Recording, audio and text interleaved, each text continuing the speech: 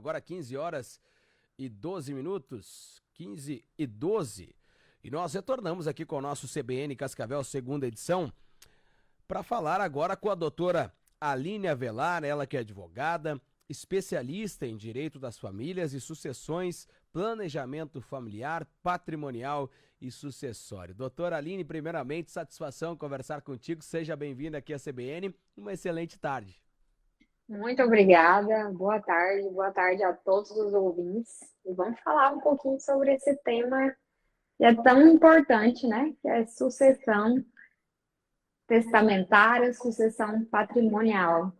Sem dúvida. E, aliás, a primeira pergunta, né, já para muita gente, para a gente esclarecer aqui para o nosso ouvinte, o que é de fato essa sucessão testamentária? Muitas pessoas veem aí o testamento somente em filmes e novelas, deixou o testamento, não deixou, ou só se é um artista, se é um famoso. Isso é importante para todos, né, doutora?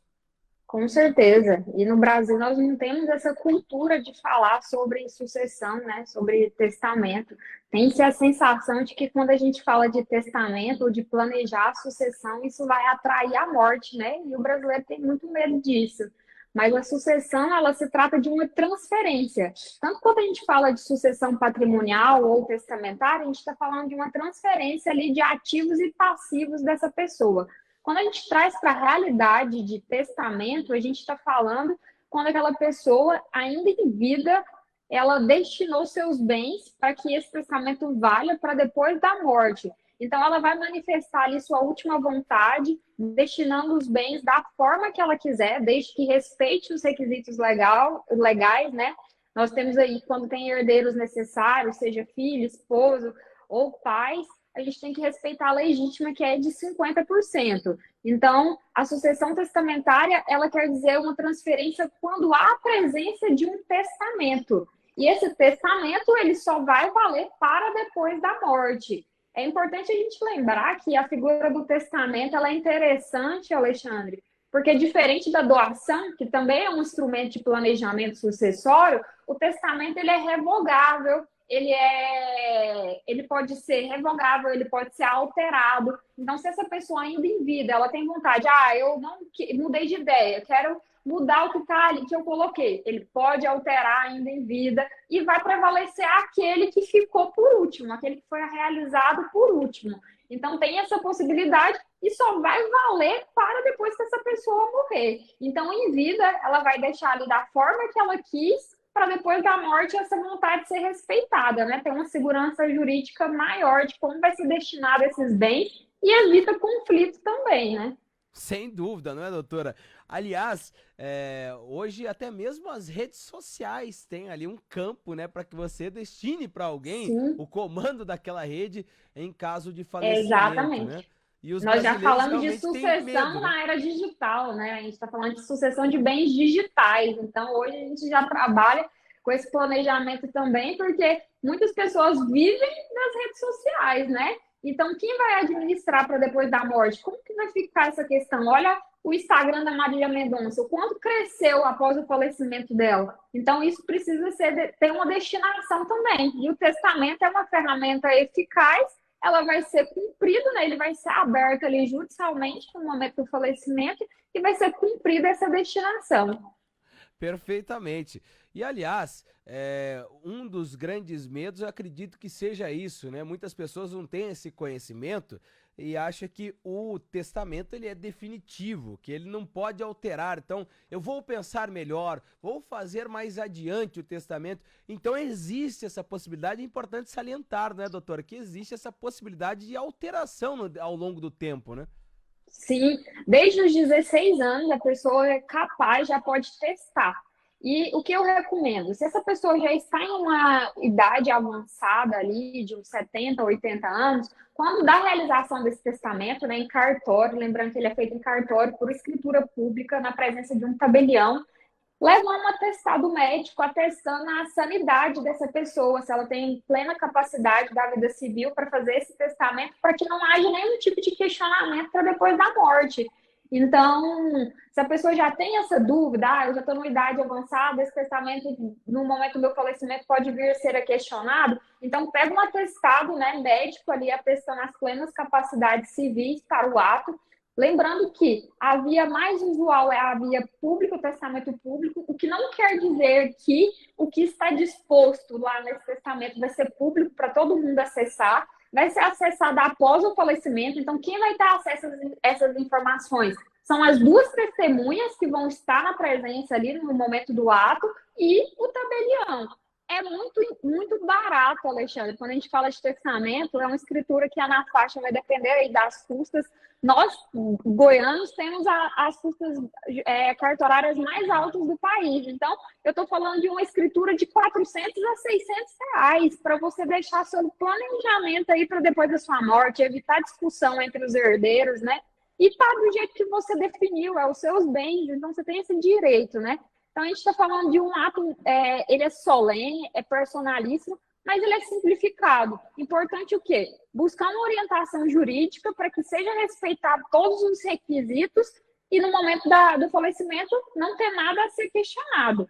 Mas vamos desmistificar que isso atrai a morte, porque não, isso aí traz uma solução, é uma benesse para a vida da gente. Exatamente, né? É um planejamento, porque afinal o planejamento é tudo na vida e também após a nossa partida, não é, doutora? Com Agora, certeza.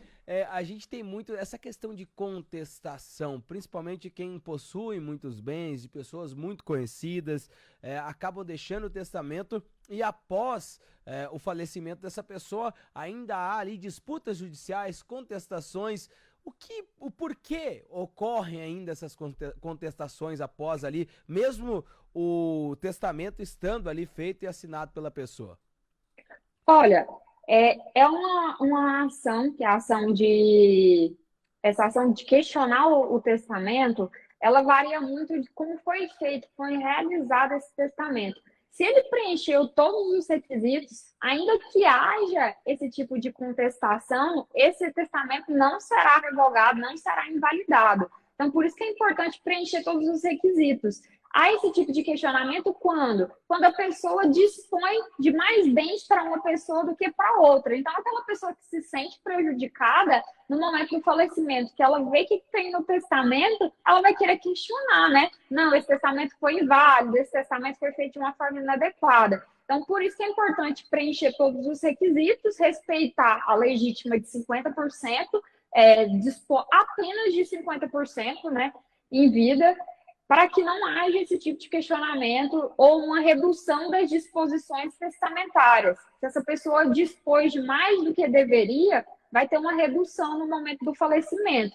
Lembrando também que o testamento ele não é destinado só para questões patrimoniais. Tem questões como eu posso deixar a guarda do meu filho já destinado em testamento, eu posso reconhecer uma união estável em testamento, eu posso reconhecer uma paternidade em testamento. Então, tem as questões extrapatrimoniais que a gente também pode dispor. Então, assim, a gente fala de um planejamento em todas as áreas da vida, né? Não só na questão patrimonial.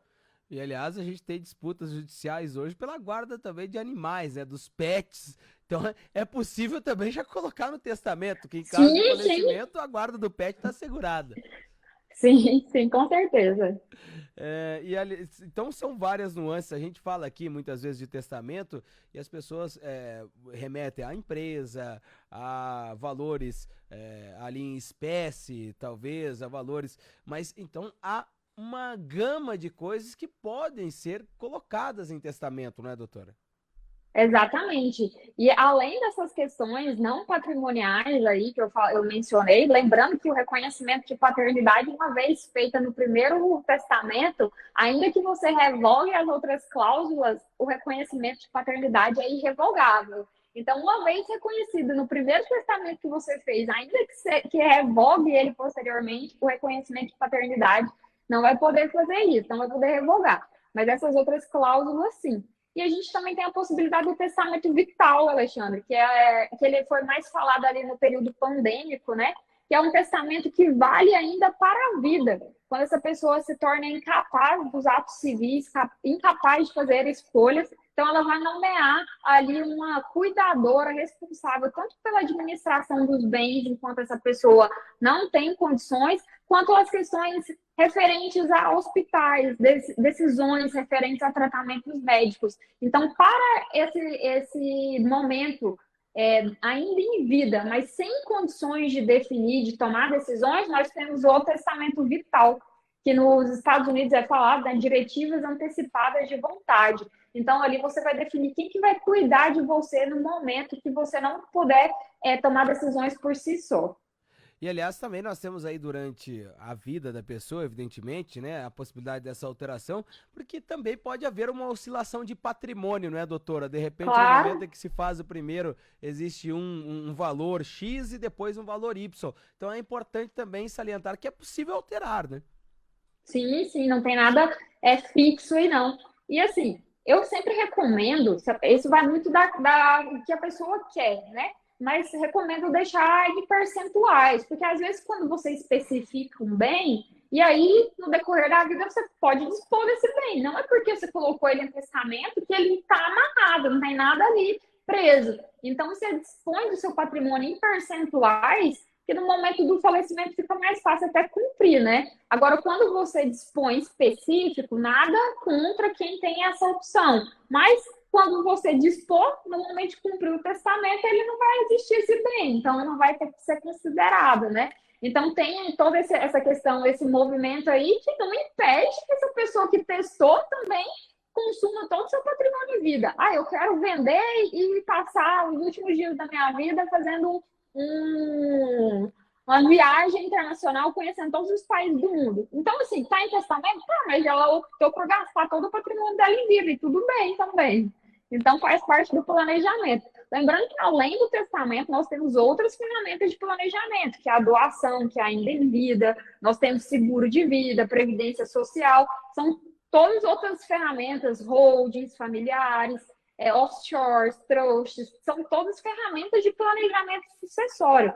O testamento, eu digo que é a mais eficaz, assim, de difícil questionamento, né? Que é feito em escritura pública, é um ato solene, mas nós temos essas outras opções que vai atender à vontade de quem quer organizar seu patrimônio ainda em vida, né? Essa sucessão patrimonial, e também como está disposto esse patrimônio, né? Às vezes o formato do patrimônio atende a uma hold, então nós temos outras ferramentas para atender também. O importante é falar disso, né? As pessoas tomarem consciência do quanto é importante a gente falar para evitar esses desgastes para depois da morte. Eu que atuo muito nessa área, eu sempre ouço assim, a seguinte frase: herança é o que os mortos deixam para os vivos se matarem. Então, assim, é motivo de muita confusão. Então, quando a gente organiza e define já em vida, não tem motivo para confusão depois da morte. Perfeitamente. Doutora Aline Avelar, algo mais que você gostaria de salientar aqui para o nosso ouvinte da CBN? Só ressaltar mesmo essa questão de o quanto é importante falar de sucessão patrimonial, né? Sucessão testamentária está aí uma opção muito joia para quem tem interesse em conhecer mais, né, o testamento. E não deixar de falar isso, porque isso não vai atrair a morte, não vai atrair coisa ruim, pelo contrário, vai atrair solução, vai atrair simplificação e economia, tanto emocional quanto financeira. Então, falem sobre isso ainda em vida. Maravilha. Doutora, muito obrigado por nos atender aqui a CBN. Foi uma satisfação conversar contigo e vamos conversar em mais oportunidades ainda acerca desse tema que tem muitas curiosidades ainda para a Sim, gente sim. conversar, né? Muito obrigado. Vamos desmistificar esse tema aí. Eu fico à disposição e agradeço o convite. Uma boa tarde a todos. Excelente tarde. Conversei aqui com a doutora Aline Avelar, falando acerca, né, deste tema aí a questão testamentária, né? Desmistificando realmente esse tema, abordando aí o tema que realmente é